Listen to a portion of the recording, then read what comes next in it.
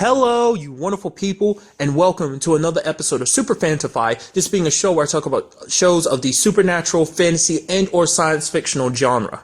For today's episode, I'm going to talk about the latest episode of The 100. In this episode, we have kind of the backlash, I really should say, at least in Bellamy's case, the backlash of what happened last episode with Lincoln getting killed. Octavia beats the living crap out of him.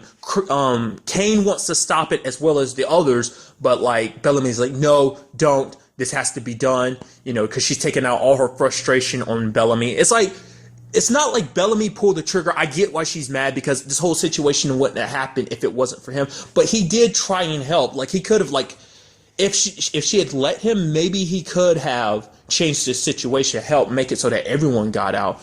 But, you never know. But I'm not going to stick up for Bellamy. Bellamy messed up big time. He messed up big time. I'm not saying he deserved this, but it just sucks. He went there trying to help, and, he kind of gets his reward for it is getting, well, first it was chained up, and now it's being chained up and getting the crap beat out of you. But he took it in strides. But she says, you're dead to me. So it's I don't know if their relationship will ever recover from this. At the same time, dealing with that situation, we had Monty. His mom warned him, no, Pike knows that you're the one that helped the others. So Monty leaves, kind of says he doesn't really get to have a goodbye with his mom, but he leaves and he gets in contact with the others. Kane, Octavia, and Bellamy, because Octavia was let's take him because we need a hostage, someone to exchange for Monty. They end up meeting up with him. Turns out the whole thing was a trap because Pike was following them. Monty's mom sold him out, which breaks his heart later on. It's oh my God, my mom sold me out. And Bellamy's family, your family, you'll find a way back. I mean, he's saying that to Monty, but, he's also hoping it rings true for him and Octavia. But it looks like him and Octavia aren't going to be on a, good playing field for a long while. I did love that situation, though. Bellamy did play he was no, I'm still on your side, Pike. Led them to, where is it? It's basically, they ended up, he was talking about he's going to lead them back to the cave, but he ended up he led them to crossing over the boundary line between, where, the sky people can't cross that boundary. If they do, they're dead. Basically, he crossed over there, basically pulled a gun out on Pike, and Pike is what are you doing? And he basically calls out to the tree crew, the Grounders, and basically the Grounders kill all the other people Pike had brought with him, and they take Pike. So, taking him to the commander, and Kane decides to go with him too, but it's because they know about the whole new commander thing because, Bellamy had told them, so it's how do we know this? We know what Antari's like. It's if Kane goes there, that's not going to be good for him. Speaking of Antari, really love her in this episode because I love the whole her, she's got Murphy chained up. He's is this really necessary? Because I'm on your side. She's I don't trust you. Essentially, Antari, and it's very interesting, you get to see her actually afraid because she, this whole lying about the, because she's technically not the next commander because she hasn't received the flame, but they're lying about it. And I love how Murphy is helping her out. Murphy's we can lie our way through this. He's you don't have to kill your way through every situation. Sometimes it's best just to kind of lie your way through it. So he's helping her out with that. And basically, she kind of BS'd her way into making people believe she was a commander. That poor dude got his eyes gouged out. And Murphy's I told you to show a little restraint. She's I didn't kill anyone, so I did show a little restraint. So,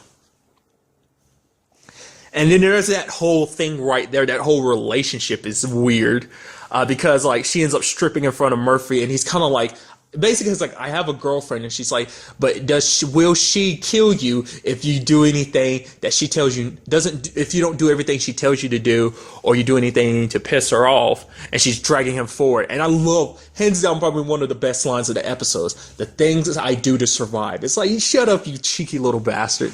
So that happened. They did their thing. I already knew that was a thing because it seems like she is very interested in Murphy, she seemed very interested in him last episode, so it's going to be interesting to see where that goes.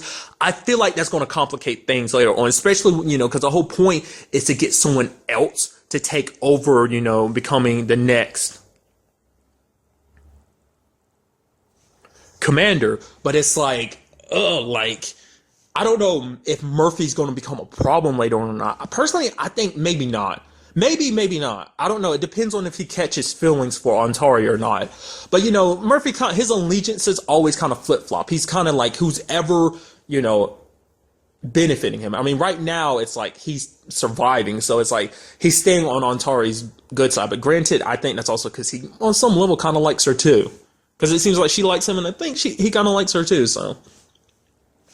But another big part of this episode is Thelonious and the whole Allie thing.